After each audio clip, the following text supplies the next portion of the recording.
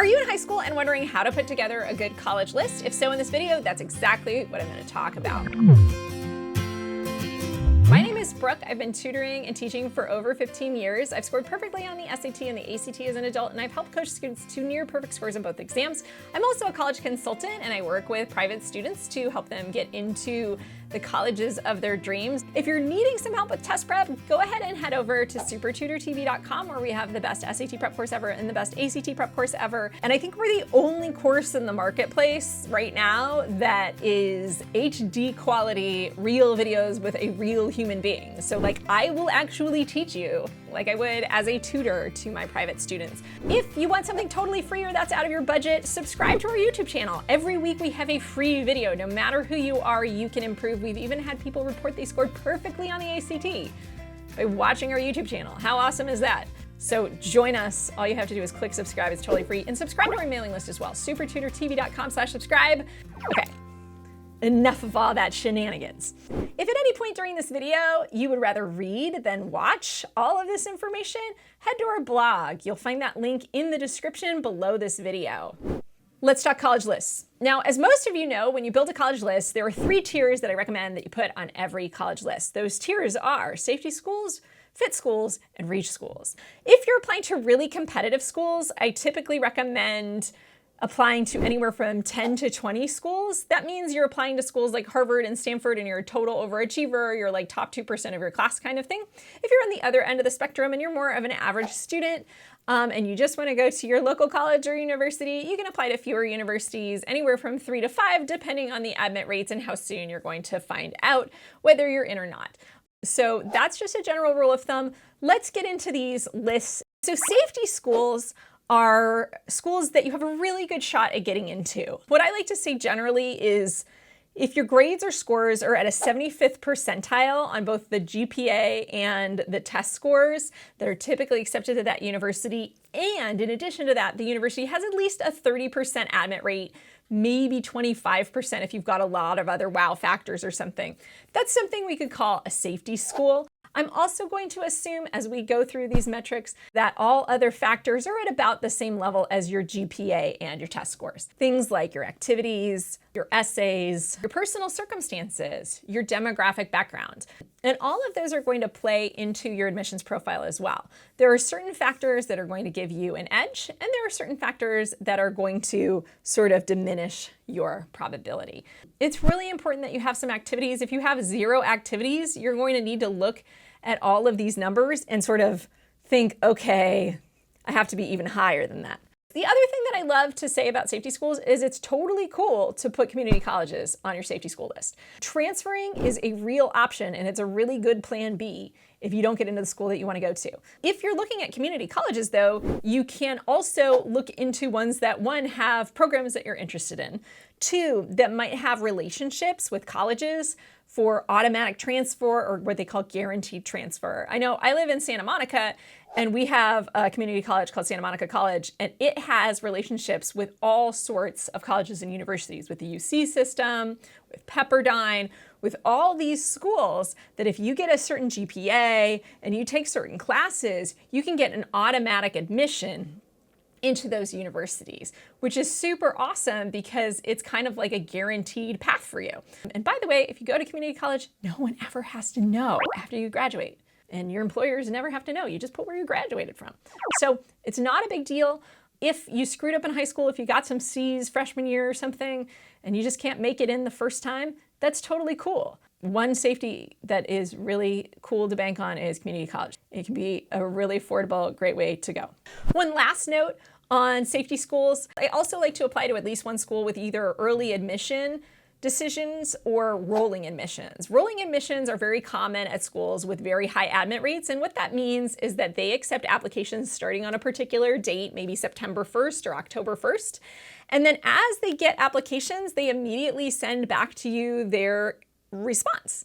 So you can find out really early if you got in or not, and that's a great thing to have somewhere in your pile of applications because that can take some of the pressure off. And then you don't have to necessarily apply to as many schools. So you could cut down your safeties or you could cut down your fit schools, and you can do rolling admissions for a fit school or a safety school, depending on what your score range is. Okay, let's talk fit schools. Fit schools to me are schools where you're right down the middle when it comes to your scores and your grades. That means you're right around that 50th percentile GPA test scores.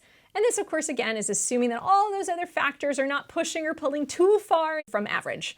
Your activities, your background, all that kind of stuff. Anything with less than a 20% admit rate is always a reach because there's just not enough room at that school, even if you fit every parameter. It's like less than a 50-50 chance at almost every college, no matter how amazing you are. So just remember that and make sure you've got at least a couple of fit schools. The more competitive the schools, the more you might need to apply to get in somewhere. All right, now let's talk about reach schools or dream schools. Your reach schools are going to be schools where either one of two factors is happening. Either one, the school itself is super competitive. That means it has less than a 20% admit rate overall, regardless of everything else. That's always a reach school. Or you and your scores are at the 25th percentile or below for that school. If you're below that 25th percentile, unless you have something really amazing going on in your life, a crazy, incredible, makes me cry kind of story, your chances are super, super low. That does not mean that you shouldn't apply to dream schools, even if you know your chances are very, very minimal if you're below that 25th percent. What I always like to say is even if you're below that 25th percentile, you can still go for it, but maybe go for it means one or two of those kind of far reach schools. I wouldn't apply to more than one or two far reaches. Remember, the more competitive schools you're applying to, the more you have to apply to make sure you get into some of them. That being said, I never recommend applying to any schools you don't have the time to actually put into the application. If you're not spending time writing those essays, if it's not a good application, it's probably not worth your time so much.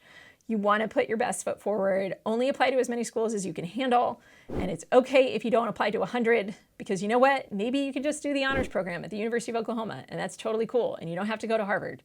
And you just have to figure out what works for you and make a list that reflects that. Cool. Okay, so now that we're through all of our school categories, let's talk about how to populate these lists.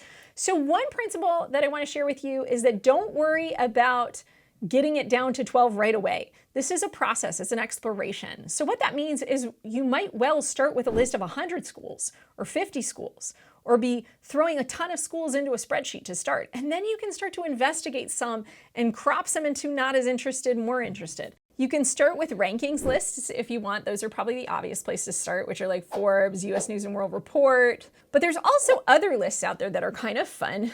Some that you can look up are return on investment, schools with the best return on investment, schools with the highest earning graduates, schools with particular departments. If you're interested in a particular type of engineering or behavioral economics or something random, go and look up schools that have programs in that. That was something that was a driving force for me when I was making my college lists. Another good factor to consider as you make your college list is how you're going to pay for everything. And that means you can also take into consideration affordable colleges, colleges that offer the most merit scholarships, especially if you're a hyper-competitive student and you have amazing scores, etc.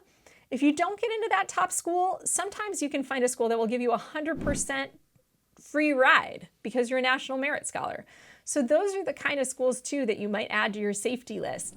And heck, that's kind of a win. If you get a total full ride to school, even if you didn't get into that really amazing school that you thought you wanted to go to so much, there's nothing wrong with going to college for free. So if you qualify for those kind of programs, check them out, put them on your list. The other thing that you can do in addition to starting with lists or getting on the internet and looking up ideas is asking people you know. You can talk to cousins, friends, parents, parents' friends' kids about where they went to college, why they went to college there, and what their experience was like. If you want to have a phone conversation with someone because you're not sure if she likes Cornell or not, and it's your friend from last year, get on the phone and see if she'll talk to you about it. I bet she'd be happy to share her experiences. Another thing that I did when I was looking at colleges is I tried to figure out where people I really respected went to college. So if there are any biographies of modern day people out there that you respect, look them up, see where they went to college, and see what their path was, and you might find some other schools that you might be interested in as well.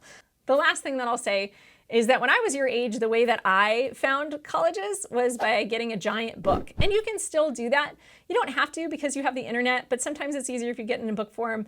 I bought a big book called The Fifth Guide to Colleges. There's several guides that are similar.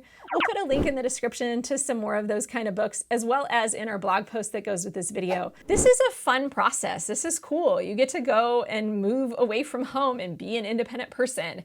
And there are so many awesome experiences for you guys to have. So don't lock yourself into this idea of my life is over if I don't get into Yale. It's not over. That's about it for making your college list. I hope you guys enjoyed this video, so please give it a thumbs up, subscribe to our channel if you haven't already, and check out the blog post for this video, like I said, for more tips and links out to some of the ideas that we talked about today. I will see you guys next time on Super Tutor TV. Thanks so much for watching. Bye-bye.